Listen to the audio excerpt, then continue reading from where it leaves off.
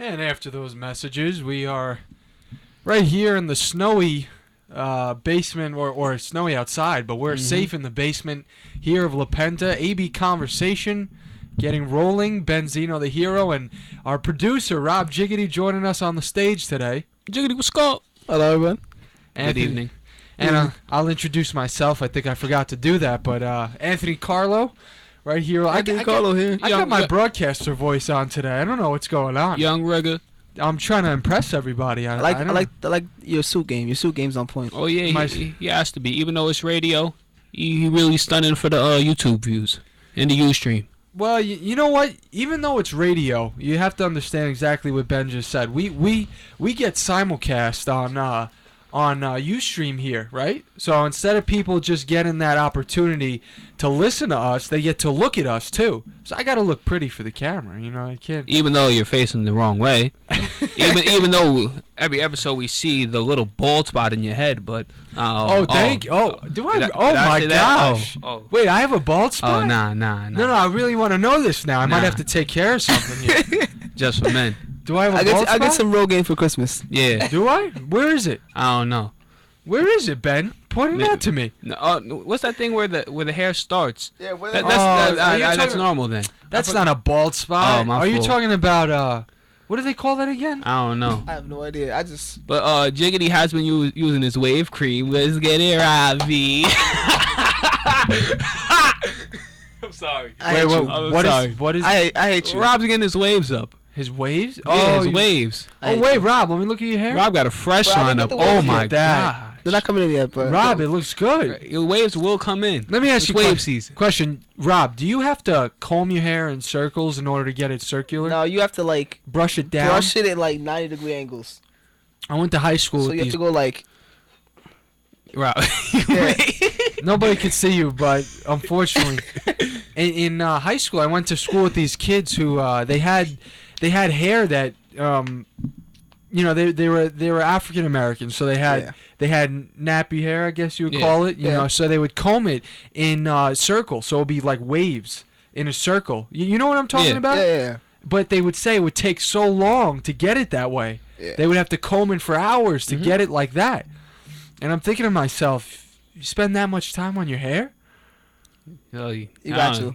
You're the one with that type of hair, Rob. So. Yeah, sometimes you have to. Have you ever? I remember in high school, people would do it in the middle of class, which I miss seeing here. Now, I'm not saying you, but I know people that would be in the middle of class. I saw the same thing. People would carry brushes in their pocket, pull it out in the middle of class, start combing their hair. I'll just wake up.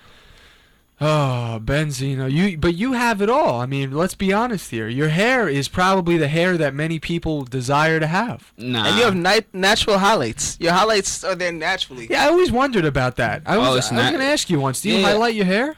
No, I don't. It's not. It's dark brown at top. It's dark brown at top. And it's a little light brown. Light brown, yeah. Naturally. It's called an ombre. I just learned that last semester. Some girl was like, "Yo, you have an ombre." I'm like, "What? What's that?" Oh, your hair's two different shades of color.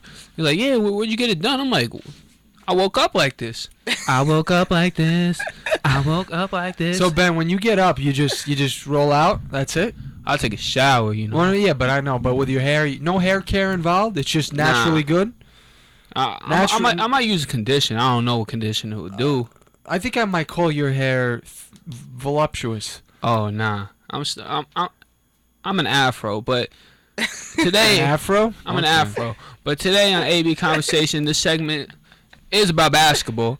And let's talk about Ben Wallace's hair. No, I'm kidding. We're talking about basketball, and the key game over the weekend was the Cleveland Cavaliers going down to Houston and taking a loss, and the Rockets took an L in the L column. What happened to Cleveland, or what just happened with Cleveland? Did LeBron James choke?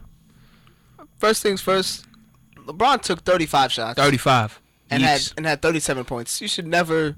That's an inefficient scoring game.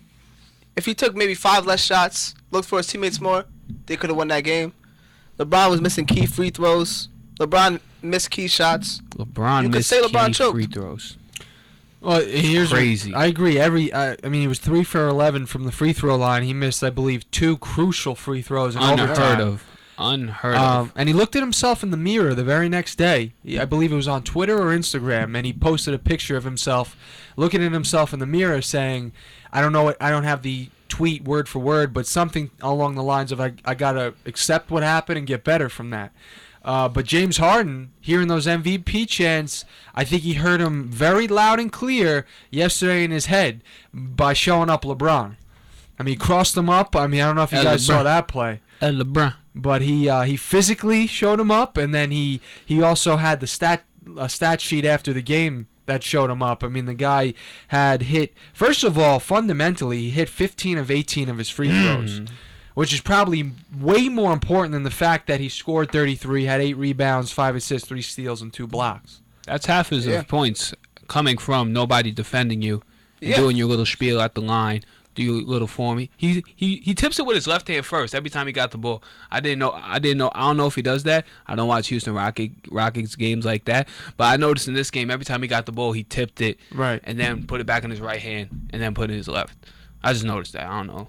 Yeah, and James Harden, his free throws are the same as his shot attempts. Like, he gets to the free throw line as many times as he takes shots. Like, if you understand what I'm trying to say. Yeah, he's been leading the league. I mean, that's a great thing. I mean, you impact the game that way because you're in the position to have, first of all, N1 plays, capitalize on different plays. Oh, sorry. Also in this game got a little bit physical. We could start out with Patrick Beverley. Let's get physical. Oh, yeah, we just talked about this song earlier. I was about to play it if we didn't have a snowstorm out there and had to be pressed for time tonight. I was going to start the show off with Olivia Newton-John's song from the 80s, Let's Get Physical. I didn't know her name was Olivia Newton-John. Yeah, from Grease. You know John Travolta's Sandy? You know Sandy from Grease? No, Did you ever see the movie Grease? Oh, I saw the movie. I You know the blonde-headed girl, Yeah. Sandy? Well, she was a real singer plus an actress. Okay. And she made up the song Let's Get Physical. Okay. So do we have that here? I'm I not don't going to know. look for it now. I'm not in the mood, but I was in the mood a few minutes ago, and I was going to play, that to start off the show because, I mean, listen, across the board between the NBA and college basketball, everybody's getting physical. Yeah. The bench clearing brawl between Baylor and Texas. I mean, what's going on? I saw that. That was pretty whack. Maybe you should be called National Brawl Association instead of National Basketball Association. Yeah, and also James Harden and LeBron got into it, as in James Harden fell and he kicked his leg. Well, his groin. Let's be a little more specific here. Kick LeBron in the area. A little closer to his baby-making tools. Okay. And also Timofey Mozgov got into it with Trevor Ariza too.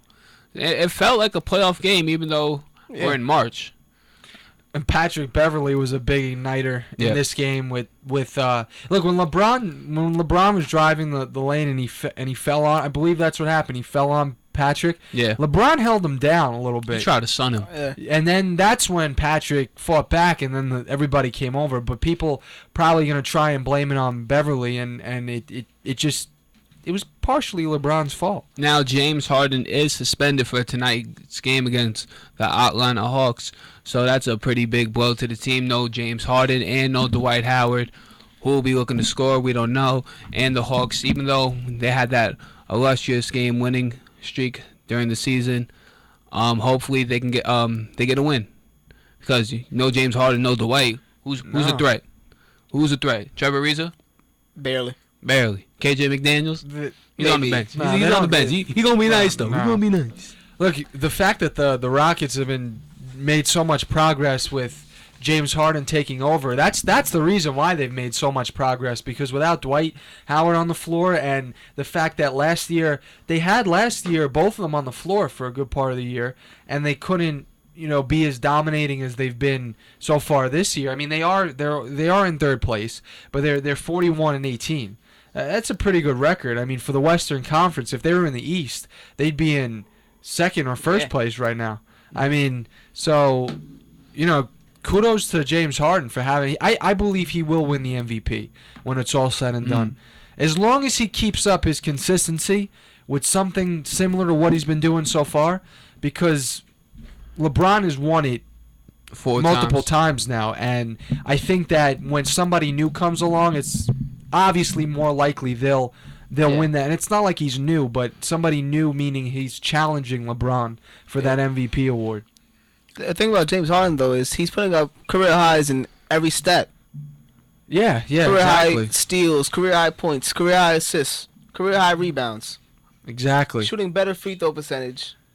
He's shooting a better field goal percentage. He's doing everything to a higher level. Everything that people critiqued him about, he's now showing that he could play defense. He's now showing that he could run the offense better. His turnovers are lower. All-around game. He's been playing an all-around game this year, excelling in an all-around game. So that's what has been making him special this year. As for the National Brawl Association, I'd like to make one comment on the game that probably not everybody cared that much about because let's be honest, the Heat, they're fighting for that last seed in the playoffs, and you could say the same thing about the Suns. Two teams that'll be scrounging for that last seed. The fact that Goran Dragic was going up against his former team, of which he sort of ended things off bitterly with, publicly wanting to be traded. Not at a loss for words was the general manager of the Suns before he let Goran go to the Heat, and also widely criticized the 3-point rotations of the Suns before he left the Suns. Yes. All being done by Goran Dragic, so you could sense some tension in that game, and it was a game that really tension carried throughout. Earlier on, I was telling you guys in that game of how Goran was, I believe he picked up a steal, he was running the floor, and then he ran into Markieff Morris, who took him down pretty hard, and now Morris was given a flagrant 2 on that, and he was ejected immediately, and people, basically made a controversial judgment with that, saying it looked like Morris was going for the basketball in his defense, but in reality he sent down Dragic very hard, and Dragic looked like he wasn't getting up. If you looked at him, and that kind of set the tone for the rest of the night, because then you had Whiteside and Alex Len. The two young centers going at it, which is where everything erupted. Sean kept dunking on him. And that's why that's what Hassan Whiteside said. Like, why did the incident happen? Because I kept dunking on him. That's why. He's probably getting mad. But also in the NBA tonight, we have the Chicago Bulls playing the Washington Wizards. This could be a key preview playoff game. And the Chicago Bulls are without small forward Jimmy Butler due to a elbow tension injury. Now, Rob, the loss of Derrick Rose was already crucial. Now, Jimmy Butler playing spectacular this whole season. He's their best player, arguably. What does this mean for the Bulls, Jimmy Butler plus Derrick Rose not being on the team? Well, with Jimmy Butler, first, you lose 20 points per game. Of course. You lose one steal, 1.5 steals a game. You lose your best defender on the perimeter. You lose your best perimeter defender. You lose your best free throw maker. He leads his team in so many stats. They need him on the floor. And the loss of Derrick Rose, you lose your second best scorer. You lose a guy who can make game-winning shots for you. But the one good thing about losing Derrick Rose is the team turnovers usually go down when Derrick Rose is not in the game. So they're probably gonna play more efficient basketball without Derrick Rose. Well, if you're talking about them on the floor without Derrick Rose, I think hands down, obviously Butler, in my opinion, is the best player on the floor for the Bulls. Because Joakim Noah is not having a year like he did last year. He was up for MVP last year. If LeBron didn't, KD won last year, but LeBron and KD were giving him a run for his money in that race. And this year he's been doing a good job rebounding, but his scoring ability, and you can't blame him for his scoring going down because D. Rose was healthy for a large portion of the season. Jimmy Butler's having the best year of his career, so they're taking shots, and sort of taking a little bit of Joakim's scoring role away from him. But the last matchup between these two teams, the Wizards came away with the win, correct? I believe about a month ago this happened, and it was a real good game. I remember it. It was a hard-fought contest. My prediction for tonight, without without D Rose on the floor and sort of everything in the hands of Butler and Noah and Boozer, I'm gonna go with the Wizards. I think that I think they'll come up with a win again because between John Wall and Nene and the way they can operate, I think offensively they're gonna overrun the Bulls, especially without D Rose. Also, that the Wizards in the last 10 games are 3-7. Struggling. This team has been They're struggling. yeah. Even before the All-Star break, you could tell this team wasn't in the same flux that they were at the beginning of the season. So hopefully they are now in the 4th spot. No, excuse me. Washington's in the 5th spot. Cleveland's at 4. Chicago's at 3. With Rose and Butler getting injured, you could say Cleveland's going to move up a spot. Yeah. Right. So now this game could, at the end of the season, if they have Chicago and Washington have the same record, how many games you won against each other during the regular season. So this could be a very pivotal game for a playoff spot. Knicks play tonight, by the way. They play Sacramento Kings. Go New York, go New York, go. He's repping it today. Westchester Knicks. Westchester Knicks. He's Shout got it out on today. to Deron Lamb. He's been on the team for 2 weeks, but we haven't been on the show. So shout out to Deron Lamb. Yeah, we haven't. I haven't. We haven't been there in a while. I know about you. You've been there. I stepped around You've the been block. keeping up. DeMarcus Cousins, I heard he might not be out on the floor tonight. Is that Hopefully, true? I haven't got any update, but Bargnani's playing now, even though it's still Bargnani. He's not going to be on the team next year. Well, hopefully he will not be on the team next year. The Bargnani experiment did not go in the Knicks' favor. He shouldn't be on the team next year if anybody. He shouldn't be on anyone's team. team next year, honestly. Well, he's a former Number one overall pick. Obviously, the guy had lots of potential. I mean, he was, he had spurts. He showed you I can do this, I can do that, but he hasn't been able to string it together and stay healthy and consistent.